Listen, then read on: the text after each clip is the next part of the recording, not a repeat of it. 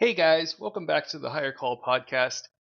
Just doing a little cold open here, kind of for the occasion, and taking a little bit more of a somber mood um, because wanted to do a little bonus content here with kind of the news of the day. It's August 25th, 2026, and um, Dolly Parton just passed away at 80 years old, and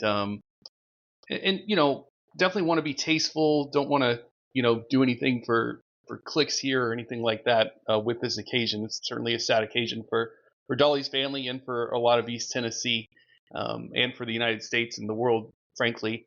But Dolly meant a lot to my family as a celebrity, and there were some not personally but kind of interactions there and some crossover there. So I wanted to kind of go through some things, wrote down some notes here, because if you look at, I'm an 80s kid, born in 1980, and kind of my peer group, right? For me and for a lot of my friends, Dolly was easily like top 10 celebrity that influenced our lives. And I'm seeing that on my Facebook feed. I'm seeing that on X. I'm seeing that on TikTok.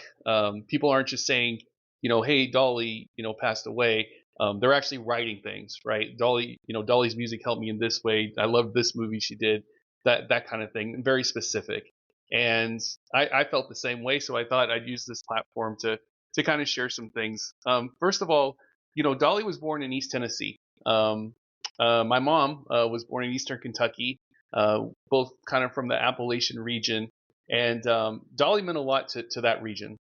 She proved that creators, singers, actresses from that part of the country could achieve global success without losing their roots. And Dolly had an accent when she sang and when she talked, and at a time kind of in the 80s there where a lot of people kind of shied away from that, right? It was kind of looked down upon, like, oh well, that person maybe isn't educated or that kind of thing. Dolly embraced it and went forward with it and said, no, this is who I am. This is authentically me, and there was no one that did it better than that. And you think about, we used to live in Knoxville, Tennessee, my wife and my son and my daughter. Um, Dolly Parton is the Michael Jordan of East Tennessee. I mean, no one's allowed to talk bad about Dolly about anything. You think about the Knoxville region, the surrounding Smoky Mountains, tourist places like Gatlinburg and Pigeon Forge, which is around where she's specifically from. Her cultural and economic impact is unmatched in that area.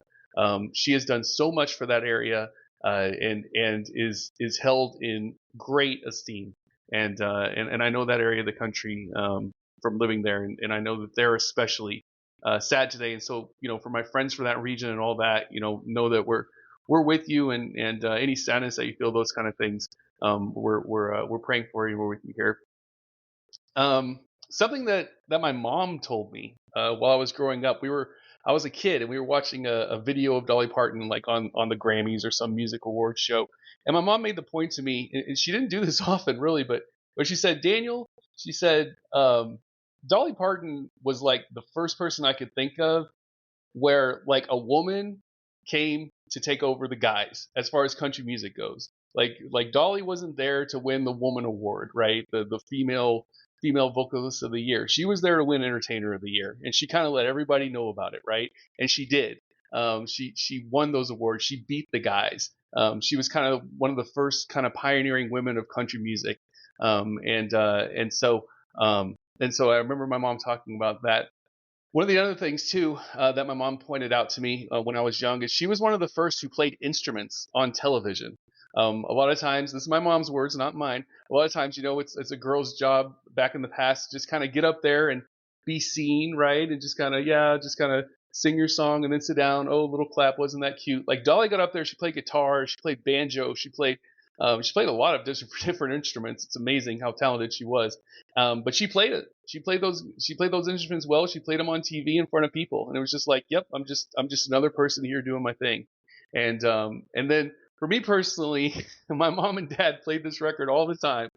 Islands in the Stream is the undisputed greatest duet of all time. It's not even close. Okay, legendary Kenny Rogers and Dolly Parton.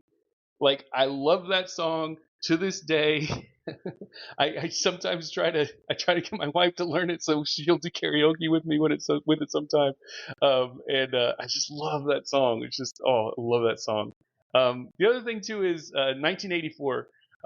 She did Kenny and Dolly: A Christmas to Remember. So I was 4 or 5 years old at that time, and it was just an awesome album. Now there's a TV movie of it too. I'm sure you can go find it somewhere. The TV movie has a nice scene with children at a like hospital or something, and they go and they do a little charity work. I think someone dresses up as Santa Claus and they sing a cute song, and it's really nice with the children, which kind of exemplifies what Dolly was about, which we'll get into later. But that album, Kenny and Dolly: A Christmas to Remember, go check that out. Songs, it just has tons of Christmas songs. Some of them are gospel based. Some of them are more fun Christmas songs. But just a wonderful album.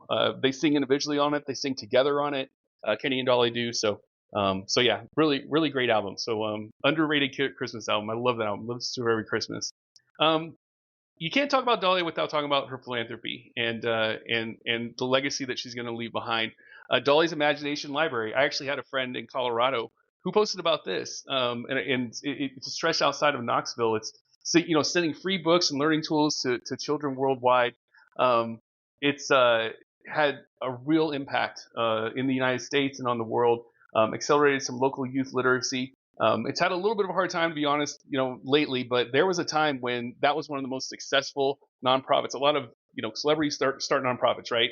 But Dolly's, Imagination Library flourished for a while, and for a good long while, multiple, like double-digit years. And so, I mean, just shout out for that. It's my son personally and my daughter, both.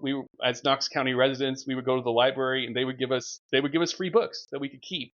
They also gave us a lot of online tools that I used both with my son and my daughter, completely for free. These are things that are, outside of Knox County or subscription based, and you have to pay for it and all that. And a lot of parents are going to shy away from that because who wants another subscription? But Dolly's Imagination Library opened that up to families like ours, and just really appreciate that. The other day, don't like to brag on the kids too much, but the other day my son took a reading exam, standardized, and scored about 3.5 grades above his current grade in reading.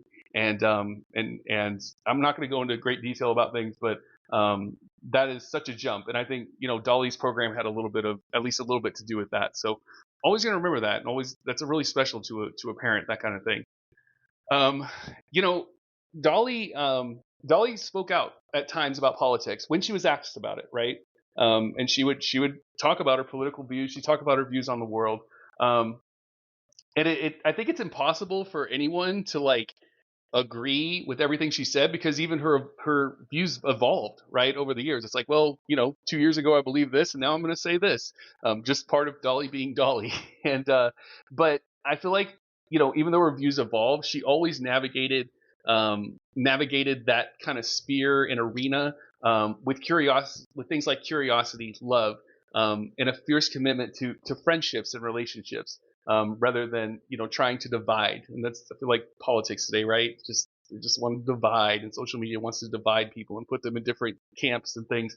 And Dolly, I think, was one person that really fought against that. Um, and so yeah, the scripture I really think of is greater love has no one than this, that he laid down his life for his friends. Dolly really believed in giving back in a way that I feel like few millionaires and billionaires do. And if there were more millionaires and billionaires on this world like Dolly Parton, the world would be a much better place. I have no doubt about that. So 80 years old, a life well lived. Personally, we can be happy and stuff, but certainly gonna be praying for the family and those that knew her and were close to her. And just a couple of notes here. If you never heard, for those of you that might be just casual fans, right? Like, oh, kind of, the song "Here You Come Again," like, oh, it's just one of my favorite songs. And then also, there's a song that released this year. It's called "Son of Jolene." It's a riff off of Jolene, but it's not exactly like that song. It has different lyrics, and it's its own song. It alludes to it at times. But that was done by the artist Bells, Belles, and Dolly sang harmony on it. And so, I mean, you can just go there and just listen to that song. Even at 80 years old, Dolly could get in the studio and just lay down some harmony. And if you like the song Jolene, hearing Dolly sing harmony instead of melody to the song is something that's really cool.